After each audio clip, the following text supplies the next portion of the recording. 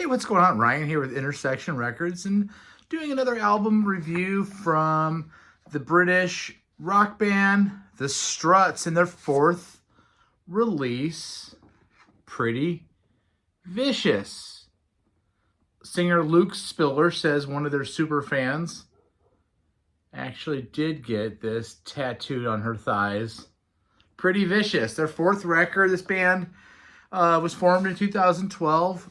I saw them live in 2018 and was kind of blown away by the energy. Luke has just a domineering presence, almost like a Freddie Mercury in a sense, and a Mick Jagger, where he's all over the stage, dressed up a little bit, flamboyant, can sing anything, has a falsetto, has a natural voice.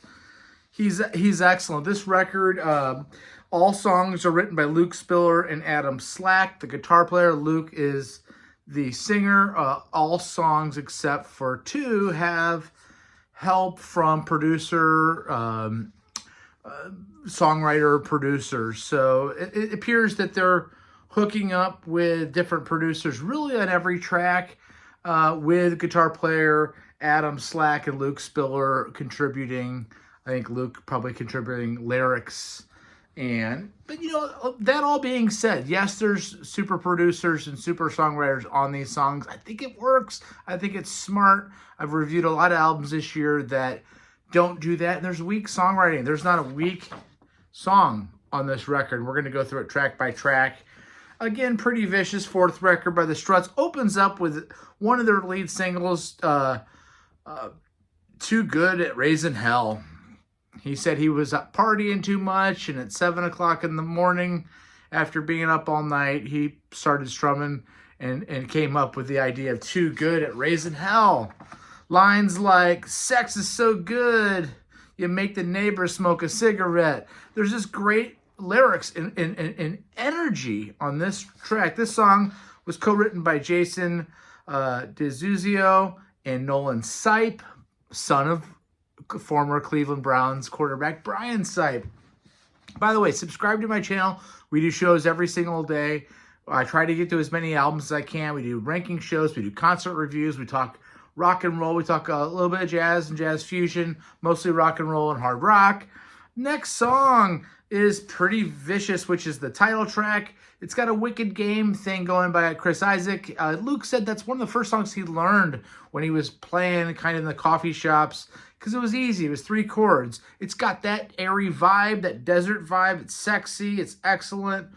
This guy, Luke Spiller, can sing anything. This thing's co-written by Joe Janiak, who had worked with Ellie King and Ellie Goulding, kind of a multi-million platinum selling guy, along with Luke Spiller and Slack. The third song, I Won't Run, it just feels anthemic. This band has this tendency to elevate these songs, and they build. This album's like 41 minutes long. There's 11 songs, so nothing stays too long. None of the songs stay too long and get boring. They're hooky, and I really like it. Very produced album. I wasn't born with a master plan, so I had to make it up. I just like the way he delivers the vocal. George Tizard, Josh Wilkinson, and Rick Parkhouse. They had worked with 5 Seconds of Summer. Also written with, again, Slack and Spiller. Number 4 song, Hands on Me. It's a ballad. It works, Maybe not quite as strong, but you need a ballad. And then what do you do after a proper ballad? You bring out a rocker, and that's what they do with Don't Do What You Want. Do What You Want, yeah. Again, nice rock song.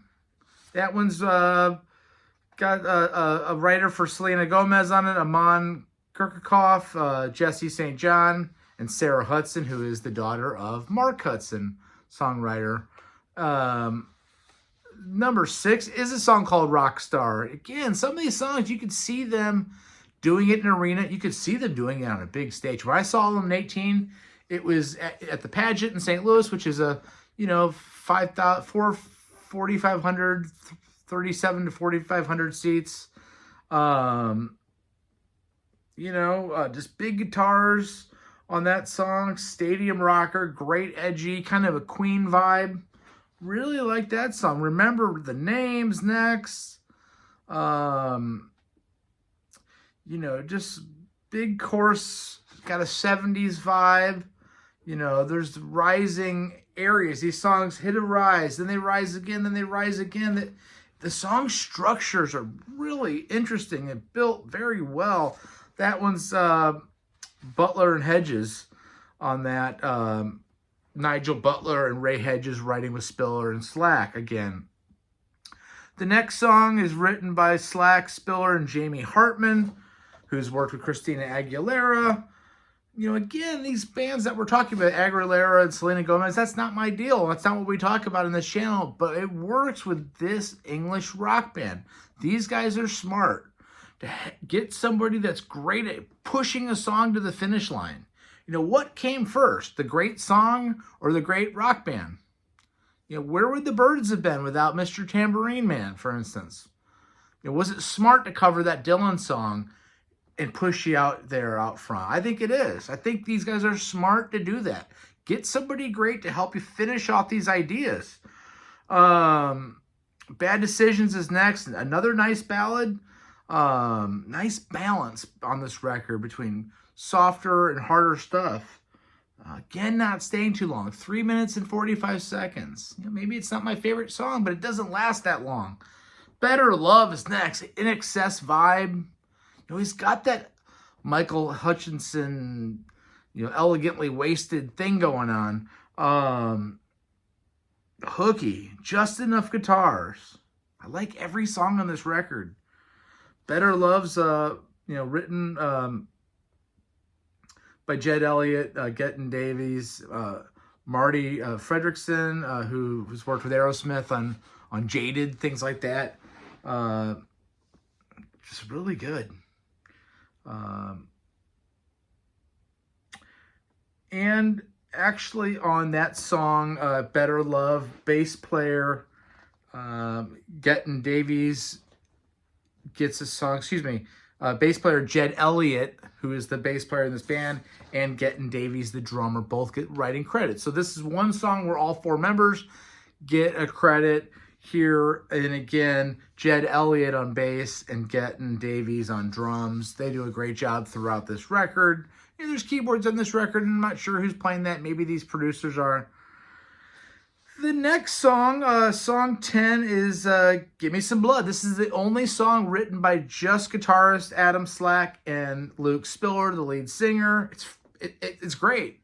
It holds up. It's, you know, you know, again, it's just poignant. They have ability to hit you immediately with great lyrics and a great vocal vibe.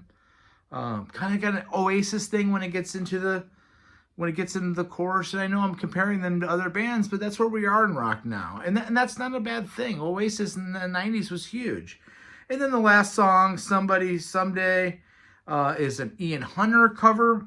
Great way to finish off an album. I'm not familiar with the song.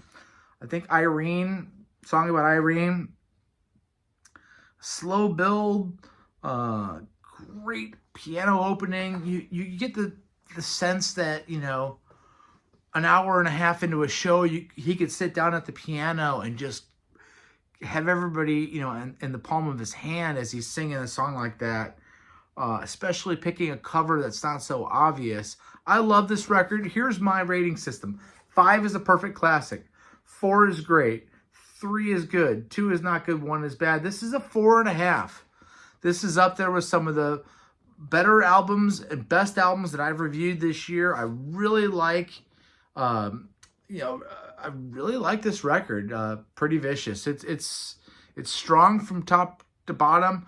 It's one of the most consistent records that I've reviewed in 2023 as far as just, if you like rock, you know, it's pretty poppy. But boy, you put it on, you're not flipping through it and turning to the next song very often, because it's just consistently good. And if you don't like something, it's over in 3 minutes and 45 seconds. Check out my channel. We do reviews at least once a week. We do shows, ranking shows, top 50 guitar players, ranking Van Halen's catalog and Rush and Steely Dan and everything in between. See ya. Peace out.